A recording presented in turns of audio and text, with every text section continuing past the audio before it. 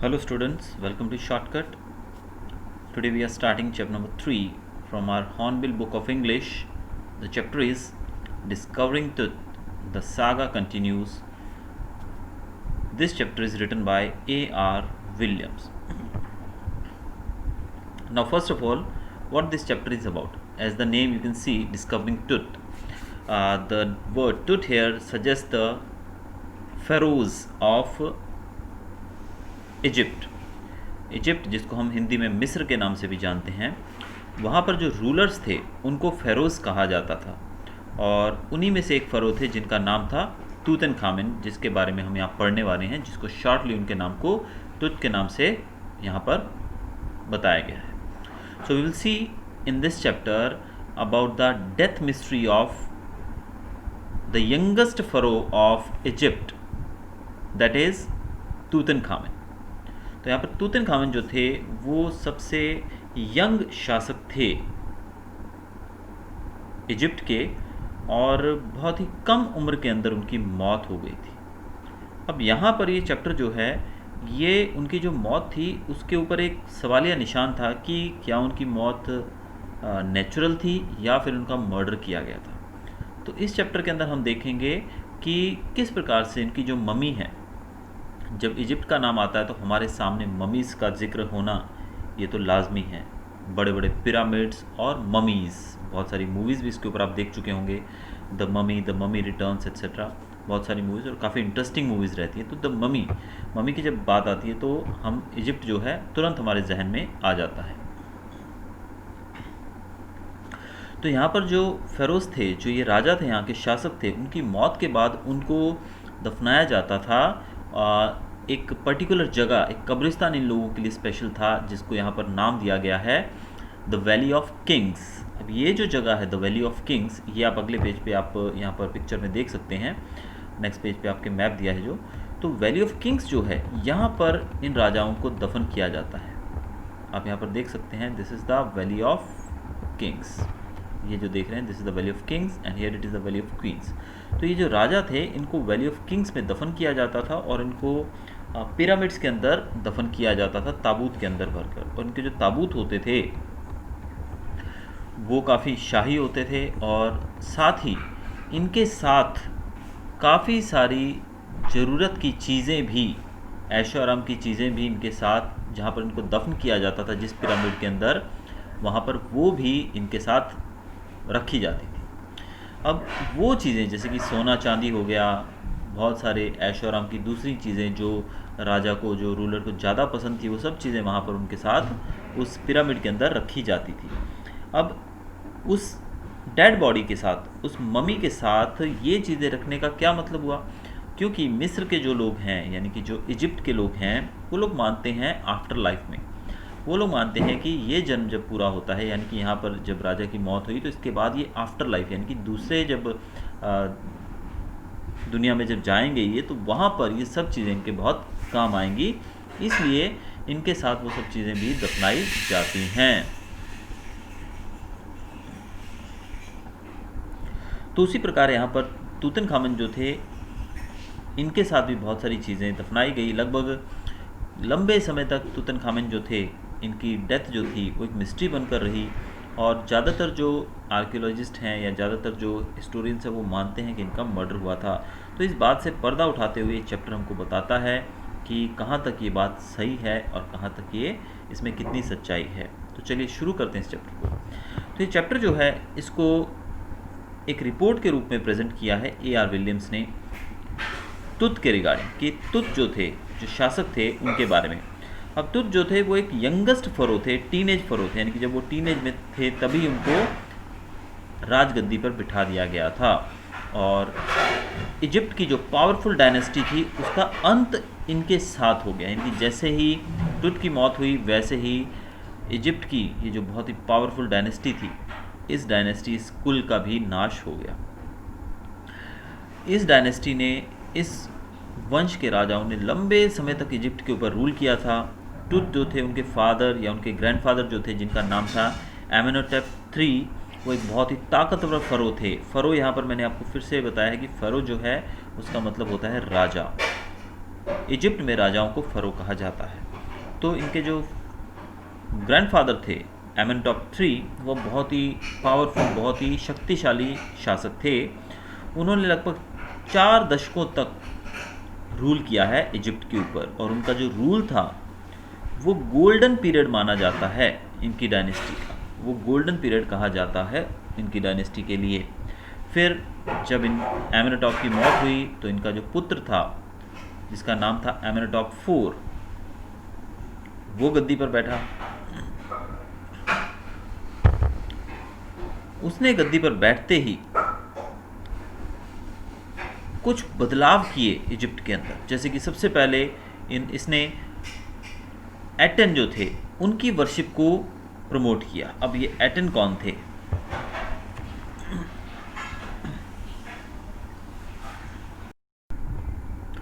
आटेन का मतलब होता है the solar disc worshipped as the sole god in the reign of आखेनेतन।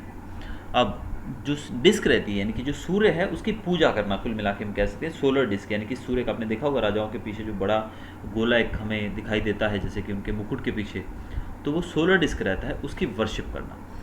तो ये जो राजा थे, हम बात कर रहे हैं एमेनटॉप IV की, इन्होंने आकर बहुत सारे बदलाव किए, जैसे कि इन्होंने आटेन गॉड जो थे उसकी वर्शिप करना शुरू किया, और उन्होंने अपना नाम भी एमेनटॉप से बदलकर एखेनातिन रख दिया। देखिए इनके नाम के अंदर भी एटन आ गया पीछे, आखेनातिन।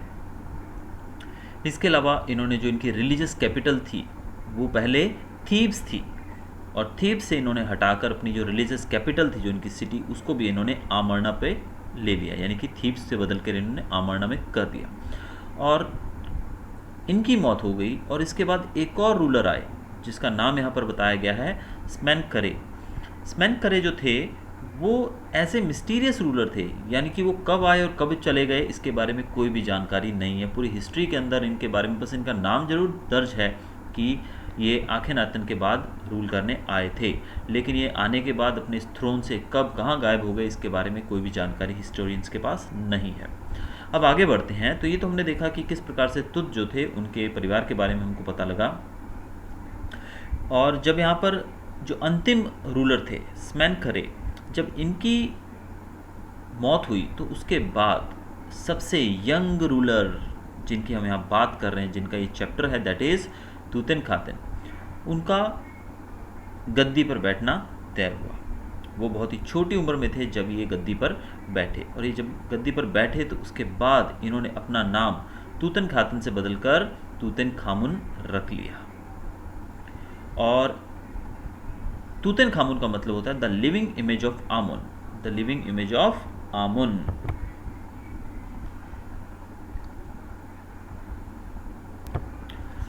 आमुन मतलब the ancient Egyptian god of the sun and air, यानी कि एंशियंट इजिप्शियन गॉड थे ये। तो जैसे कि हमने देखा आटेन जो थे वो सन गॉड थे, तो पहले एमेनटॉप IV ने आके आटेन की पूजा करना शुरू करवाया लोगों को, लेकिन जब वापस तूतनखातन जब आए रूल पे, यानी कि जब वो गद्दी पर बैठे, तो उन्होंने बैठते ही पहले तो अपना नाम तूतनखातन से उन्होंने अपना नाम बदलकर तूतनखामुन रख लिया, आमुन देखिए। और इनको नाम जो दिया गया है तूतनखामुन, इसका मतलब है the living image of Amun. Amun मतलब एंशियंट इजिप्शियन गॉड की बात की जाए। और इन्होंने गद्दी पर बैठते ही जो प्राचीन तरीके थे पूजा करने के, वो सब इन्होंने वापस लागू कर दिए जो आखेनातन ने चेंज किए थे। आप जानते हैं ना, जो एमेनटॉप IV जो थे जिन्होंने अपना नाम बदलकर आखेनातन रख दिया था, उन्होंने बहुत सारे बदलाव किए थे वर्शिपिंग में। तो तूतनखामुन के आते ही सब कुछ पहले जैसा कर दिया गया। अब आगे क्या है इसके बाद वो देखते हैं। इसके अलावा इनका जो रूल था बताया गया है, तूतनखामुन का जो रूल था वो लगभग 9 साल तक चला, और फिर अनएक्सपेक्टेडली यानी कि अचानक इनकी मृत्यु हो गई। यानी कि किसी ने भी एक्सपेक्ट नहीं किया था कि इनकी मौत हो सकती है। यानी कि कहने का मतलब यहाँ पर ये कि ना ही वो बीमार थे, ना ही वो किसी अन्य तरीके से मारे गए, यानी कि पता ही नहीं लगा कि कब कैसे क्या हो गया, अनएक्सपेक्टेडली ये मर गए। अब बहुत सारे इनकी मौत से रिलेटेड रहस्य हैं, बहुत सारे ऐसे लोगों के मन में शंकाएं हैं जो अभी तक क्लियर नहीं है कि इनकी मौत हुई तो हुई कैसे। ज़्यादातर लोग मानते हैं कि इनको मार दिया गया था। इनकी मौत लगभग 3300 साल पहले हुई थी।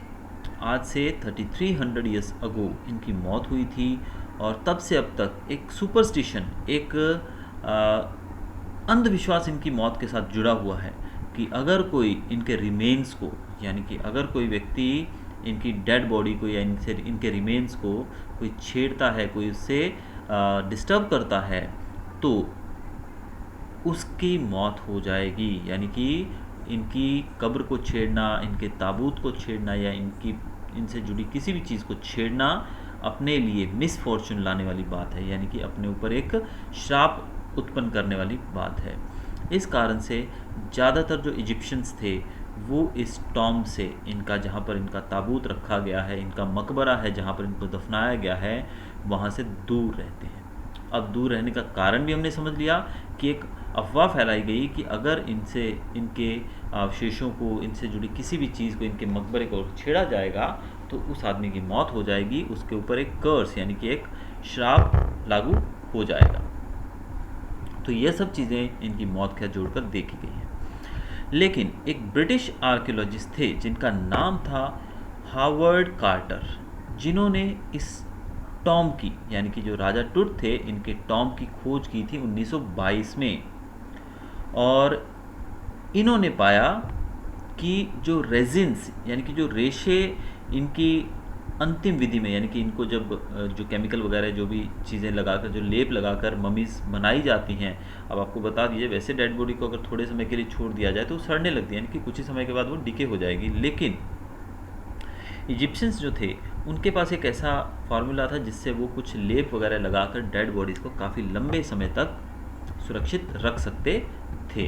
तो इन्होंने जब, हावर्ड कार्टर ने जब इनका ताबूत ढूंढा, तब तक इनकी जो बॉडी थी वो पूरे तरीके से जम चुकी थी।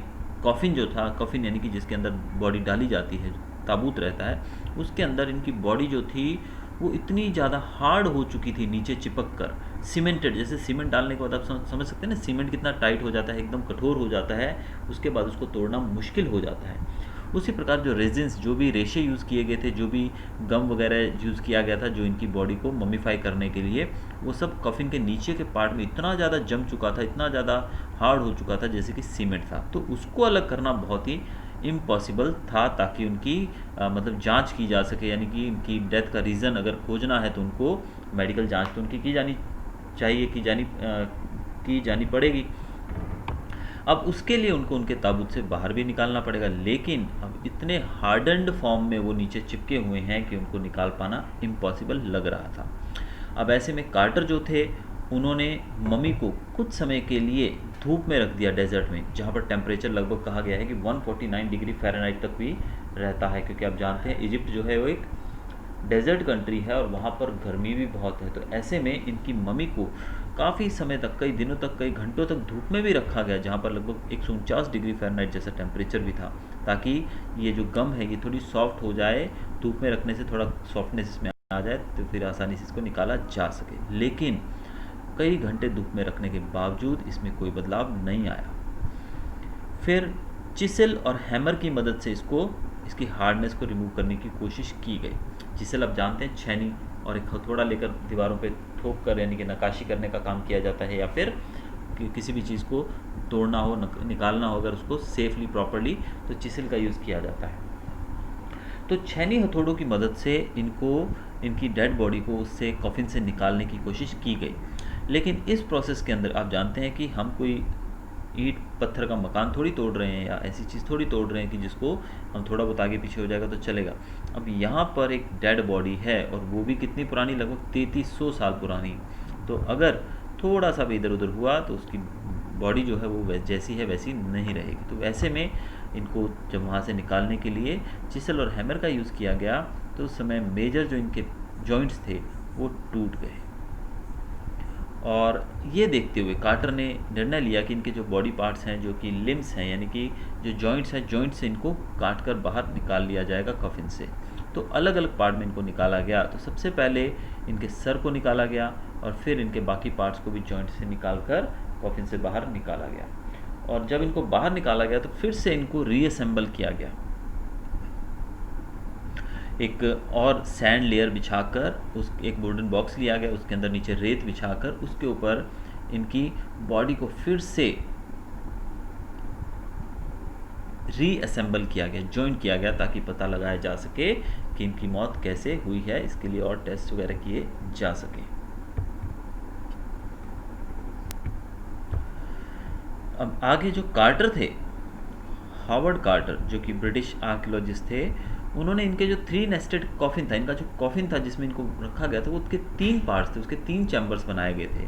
जब इन्होंने फर्स्ट चैम्बर को खोला तो उसके अंदर से इनको क्या मिला, एक श्राउड मिला, यानी कि एक कपड़ा मिला जो कि डेकोरेटेड था अलग अलग चीज़ों से, garlands of willow and olive leaves, wild celery, lotus petals और कॉर्नफ्लावर्स, ये सब चीज़ें इनको वहाँ से मिली। एक श्राउड मिला, एक कपड़ा मिला जो कि डेकोरेटेड था बहुत ही सुंदर तरीके से, क्योंकि राजा थे, ये फ़रो थे, तो इस कारण से इनके कपड़े तो ऑब्वियसली बहुत ही महंगे और डेकोरेटेड होंगे, और बाकी सामान भी इनको वहाँ से मिला, जैसे कॉलीफ्लावर हो गया, लोटस पेटल्स मिले, वाइल्ड सिलरी मिले। तो ये सब चीज़ें इनको ताबूत के अंदर से अपर पार्ट में से मिली। अब ये सब चीज़ें, ये जो सब प्लांट्स थे, ये प्लांट्स के मिलने से एक बात तो क्लियर हुई कि इनकी मौत मार्च या फिर अप्रैल में हुई थी।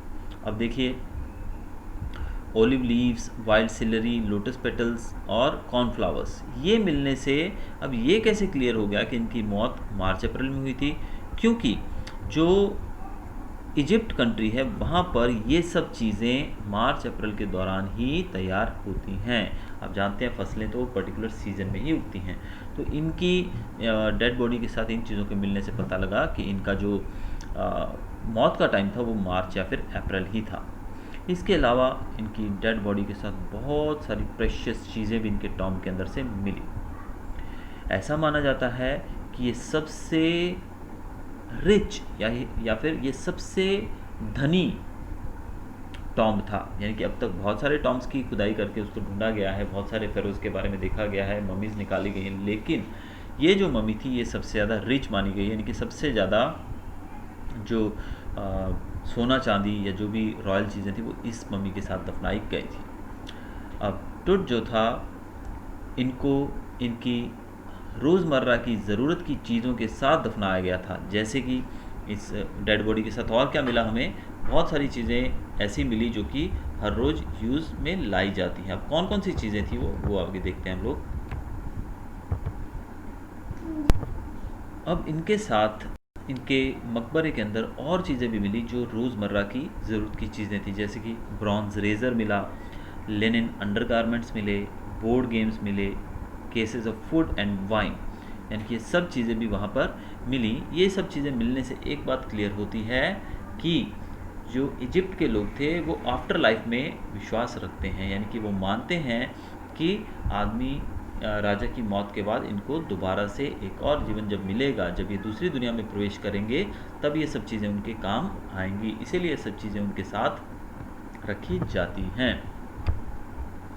फिर 1968 की बात है। अब देखिए, इनका जो टॉम्ब डिस्कवर किया गया था वो था 1922 में, 1922 के अंदर, लेकिन 1968 की बात है, लगभग 40 साल बाद जब कार्टर ने इनको डिस्कवर किया था टुट्स के टॉम्ब को, उसके बाद an anatomy professor x-rayed the boy pharaoh's mummy, यानी कि 1968 में इस ममी को पहली बार इसका एक्सरे किया गया, यानी कि इसको ढूंढा गया 1922 के अंदर, लेकिन इसका पहला एक्सरे हुआ 1968 के अंदर, यानी कि लगभग 40 साल के बाद।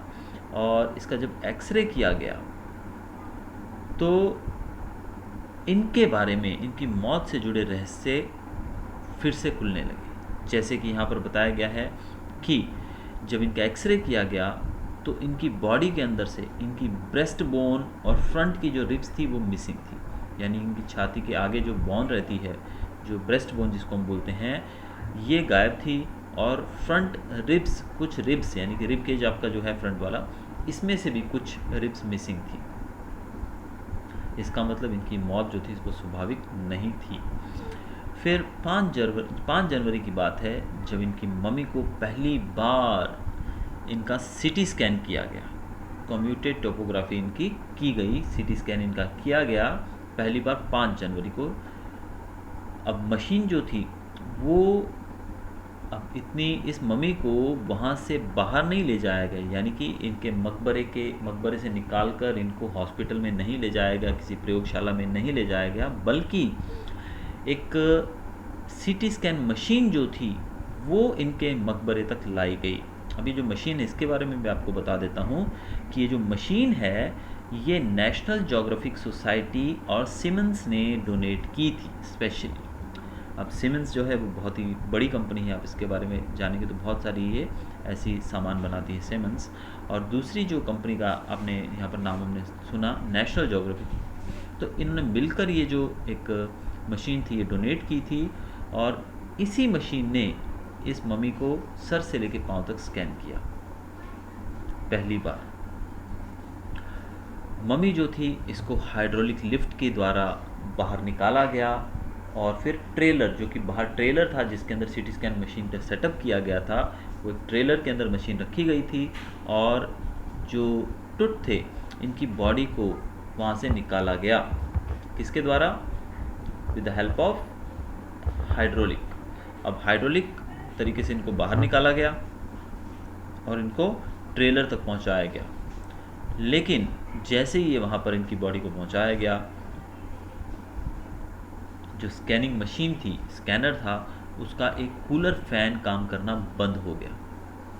क्योंकि उसका रीज़न, अब देखिए इसको अगर हम प्राचीन लोगों की कहावत के अनुसार से अगर माने कि ये उनका श्राप था तो वहाँ पर भी ये बात फिट होती है। लेकिन दूसरे तरीके से अगर हम साइंटिफिकली देखने जाएं तो हो सकता है कि ज़्यादा रेत, क्योंकि आप जानते हैं हॉस्पिटल में यूज़ होने वाली चीज़ें हैं, इनको हॉस्पिटल में एकदम पैक रखा जाता है कमरों के अंदर, लेकिन जब इसको लेके गए रेगिस्तान के अंदर तो हो सकता है कि इसके अंदर ज़्यादा रेत जाने की वजह से इसके पंखे ख़राब हो गए। तो इनका एक पंखा काम करना बंद हो गया। फिर फ़ैन को रिप्लेस किया गया, क्योंकि एक स्पेयर फ़ैन उनके साथ था, इन्होंने उसको रिप्लेस किया और फिर उसकी स्कैनिंग को पूरा किया गया सब्स्टिट्यूट फ़ैन के मदद से। अब ये स्कैन जो था इसने लगभग 1700 डिजिटल एक्सरे इमेजेस इस बॉडी की क्रिएट की, यानी कि इस बॉडी को, यानी कि टुट की बॉडी के लगभग 1700 एंगल से इमेजेस ली गई। टुट की मम्मी जो थी इसको छोटे छोटे स्लाइसेस के अंदर स्कैन किया गया। अब स्लाइसेस का साइज़ यहाँ पर दिया गया है 0.62 mm, यानी कि 0.62 mm साइज़ के पार्ट्स के अंदर इनको स्कैन किया गया था, इनकी बॉडी को।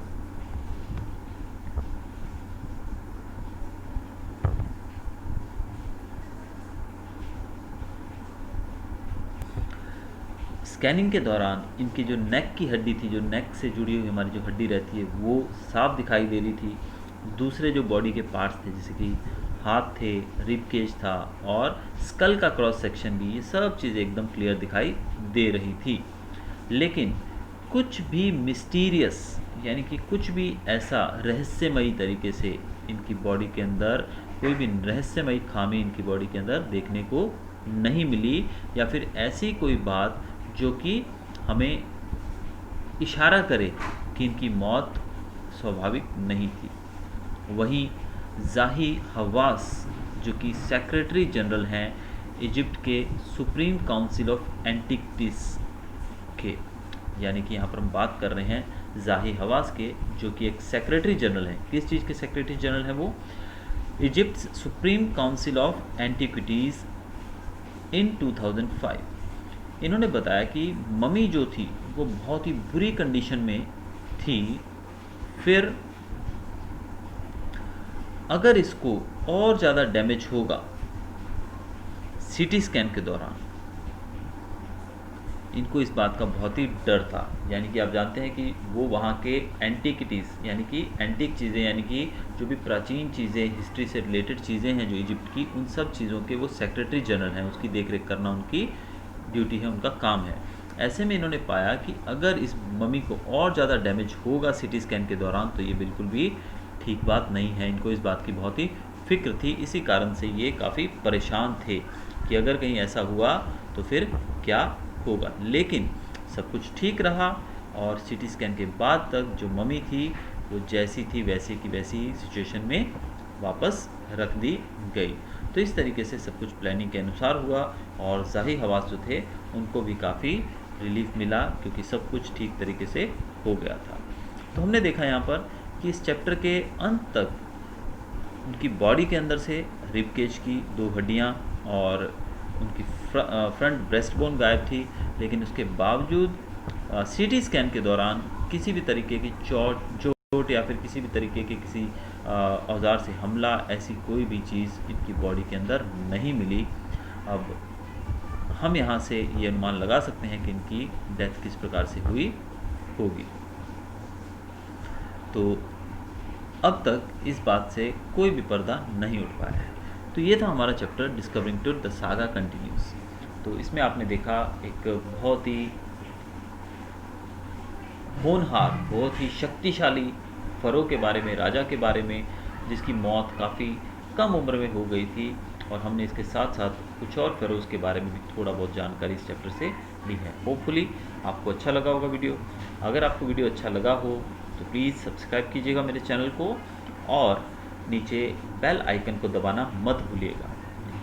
बेल आइकन दबाने से क्या होगा, जब भी कोई नया वीडियो अपलोड होगा उसकी जानकारी, उसका नोटिफिकेशन आप तक पहुंच जाएगा। तो मिलते हैं अगले वीडियो के साथ। Till then, good bye.